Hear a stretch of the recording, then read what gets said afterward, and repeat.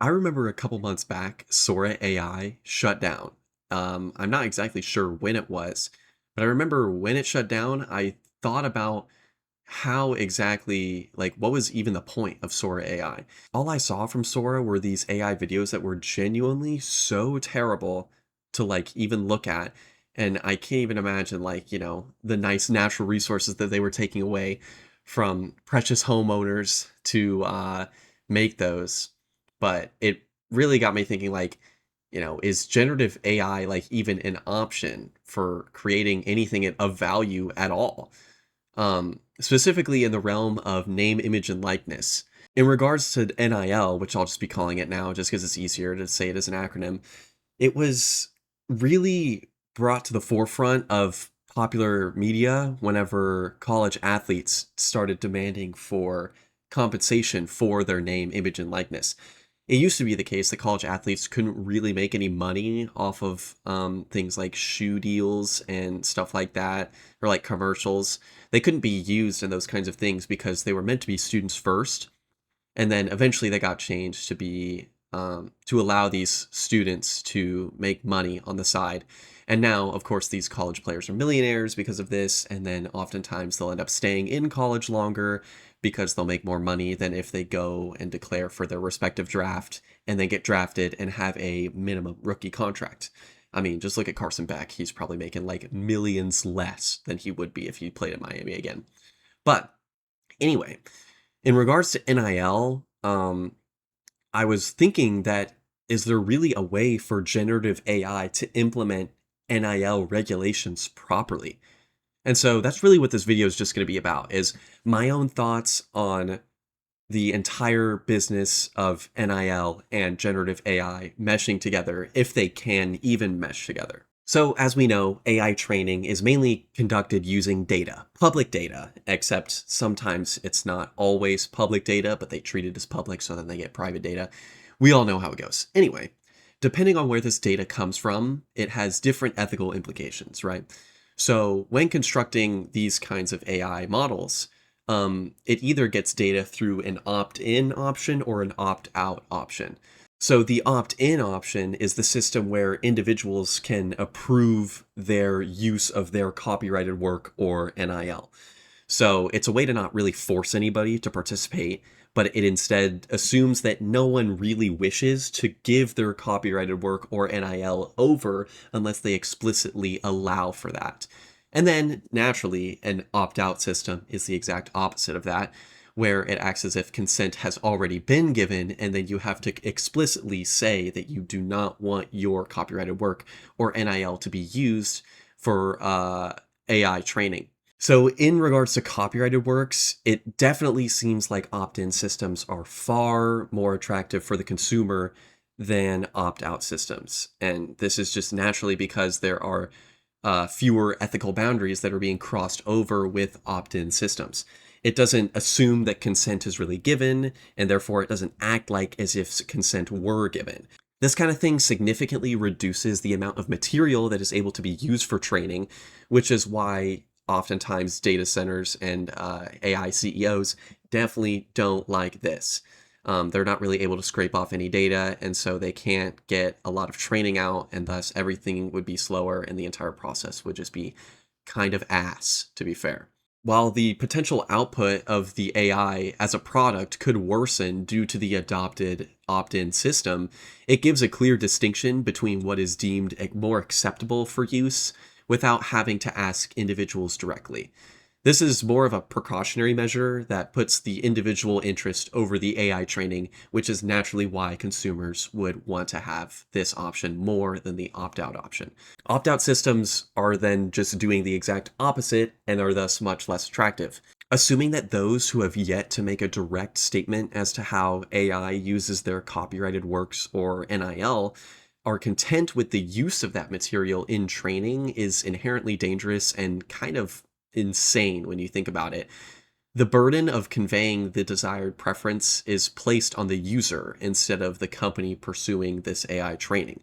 Issues arise with the opt out systems as they are used to see what companies can potentially get away with, in a sense, before people catch on. It's another way of kind of manipulating your audience to, say, hey, we're making these large AI models, but we're also going to use all of the data that is publicly available. It really is just faster only for the AI training interests. As mentioned before, Sora AI recently tried to accomplish this, and it used an opt out system initially, but only switched to an opt in system after they received a lot of backlash. This seems to be more of a settled debate recently, as the more ethical option is clearly an opt in system across AI training due to the responsibility being placed on the companies doing the training and the fact that the consent is not assumed by the parties involved. So I've been kind of using copyright and NIL as the same thing, but there is a very important distinction. And it's weird because I often see these kind of be treated the same. So on the surface, it intuitively makes sense that both the copyrighted works and NIL are very similar in how they should be treated because they both deal with personal property and how it's used with these AI programs. However, it's kind of wrong to assume that NIL falls just under the umbrella of personal property because NIL includes possessions that were not previously deemed possessions until AI had the ability to replicate them. So, obviously, things like voice, looks, and mannerisms are all able to be replicated by AI video generation, which weren't initially deemed possessions under the sole umbrella of copyrighted works, which is why it's important to expand the NIL term above copyrighted works. An obvious example is when AI uses celebrities as references to generate videos of them doing things that they would normally not do, or that is just straight up fake. This can range from a general number of things to, I've seen AI videos of DJ Khaled like crossing up people on the basketball court and then dunking, which he doesn't have the physical ability to do, I'm sure. I mean, he could prove me wrong by jumping on a trampoline, but he is a rather large fella, so just going to be honest. Or it can range to the opposite side of the spectrum where it actually is used to harm people in cases of celebrities being depicted as doing sexual acts that they obviously don't consent to. This is an extreme violation of NIL, and it makes sense why this seems morally wrong. Those who have not consented to be involved in this kind of video portrayal don't wish to be depicted in that way. It doesn't need to be said out loud. Obviously, people don't want to be shown doing something that they don't want to do without their consent. A simple way to eliminate this problem now is to prevent anyone who generates any form of video with AI from using the names of people. This is a rather extreme compromise, but this works easy in the case of celebrities, as they cannot be picked out by an AI model and instead create a new and consequentially unique face. What this would do is introduce a Kripkean concept. So this is introduced by Saul Kripke in his book Naming and Necessity. And what he does is he essentially states that all names rigidly designate people. And by rigidly designate, we mean that those names pick out the same person in every single possible world in which they exist. So let's say that Richie Brown, obviously, is my name, but that name would pick out the same individual across all possible worlds in which I existed. It doesn't matter if my name isn't Richie Brown in those other universes. My parents obviously could have named me something different. But the important thing is that in the worlds in which I exist, Richie Brown refers to that individual across multiple universes, right? So I bring up rigid designators because if names really do behave in that way, then celebrities like LeBron James then cannot be picked out by the AI. If it all points to the same person, LeBron James, LeBron, King James, the Chosen One, all of those names would then lead to LeBron. Since it only picks out that one person, it would be impossible to generate any kind of videos or images with LeBron's NIL. What this would do is if you eliminate names altogether then you'd likely have to use a description of a person, and that would likely result in an inaccurate reference, and thus an inaccurate generation of that person within the AI. So this is just one way to safeguard that. But I found that after thinking of this solution on my own, I thought that if you accept that idea, that preventing names from being used in AI video generated models would be more beneficial, then a new question arises. What happens if training using just descriptions becomes so accurate that it actually creates someone that appears to be identical to someone in the real world? So, here, I'll give you an example.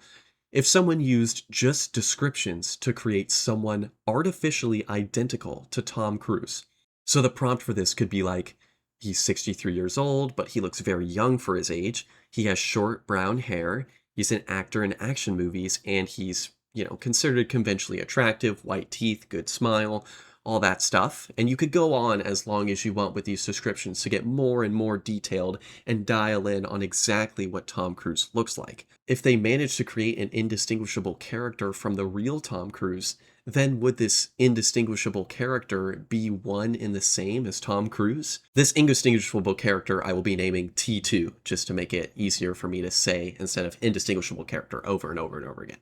This T2 NIL creation would not be the same as Tom Cruise, obviously, because Tom Cruise is a real human in the real world with cells, organs, and all the other things that we associate with human life.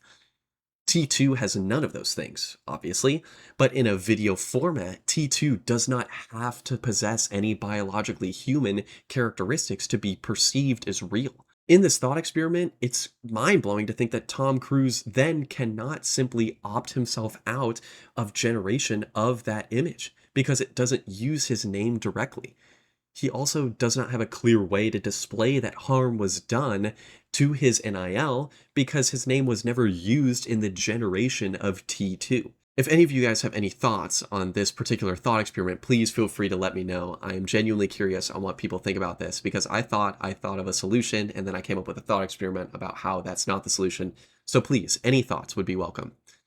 But then, moving on, it's generally held that most descriptions cannot pick out a person that accurately. It can't rigidly designate, as we mentioned earlier from Kripke. Due to descriptions being relative to space and time, it's entirely possible that a set of descriptions, one such as the current quarterback of the Jacksonville Jaguars, is not Trevor Lawrence in every possible world. Of course, even when you're watching this video, it could be the case that Trevor Lawrence is not the current quarterback of the Jacksonville Jaguars. However, while most descriptions by themselves don't rigidly designate, they do flaccidly designate. When I say flaccidly designate, I mean that they have the potential to pick out the same person in every possible world. So, an example is the description, the second president of the United States, right? This description picks out John Adams, obviously. But it could have been the case that he lost that election and Thomas Jefferson won it instead. The description, the second president of the United States, or the current quarterback of the Jacksonville Jaguars, flaccidly designates John Adams and Trevor Lawrence respectively, because it is true that John Adams was the second president of the US in the actual world, and it is true that Trevor Lawrence is the current quarterback of the Jacksonville Jaguars in the current world. So then, with all this jargon in mind, we go back to the AI part, which is that AI isn't concerned with this kind of designation, nor should it be. With enough information, it's completely reasonable to claim that a cluster, or even just one accurate description, can flaccidly designate a person. It may require some limbo or what would be considered over clarification for individuals who are not particularly famous, but it is possible to pick out just one person uniquely. T2, going back to that Tom Cruise example, would be an instance in which not just one, but multiple descriptions are all combined and used to designate a person in the real world. T2 shows a case in which, while a person can satisfy a description, no description is identical to the person that satisfies it.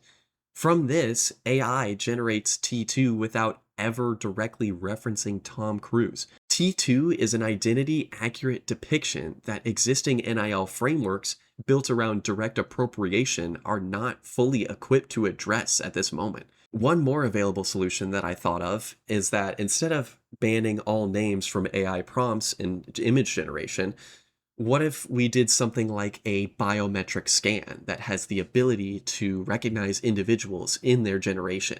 If it is similar enough to a real person, as in the T2 example, then it would be flagged and thus changed or scrapped entirely.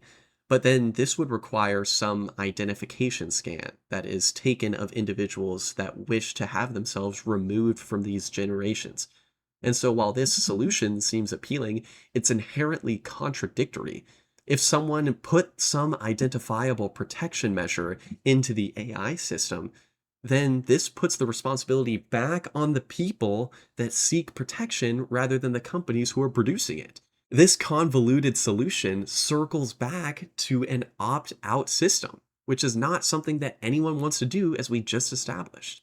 Individuals like Tom Cruise must understand that this threat exists, seek proper information about it, contact the companies that do this generation, put his NIL into the system, and then, after all that, he has to trust the system with his information. This means that those who are most likely to be harmed through NIL violations are those who have yet to understand the system that is trying to protect them. So, after all this thinking, it's finally come to a conclusion. Three main points can be established. One, opt out systems are morally unacceptable consent mechanisms. Two, removing names from generative AI prompts does not eliminate designation because descriptions are flaccid designators and can thus obtain reference. Three, creating a biometric scan puts the responsibility back onto the individuals, which is a form of an opt out system and is thus morally unacceptable.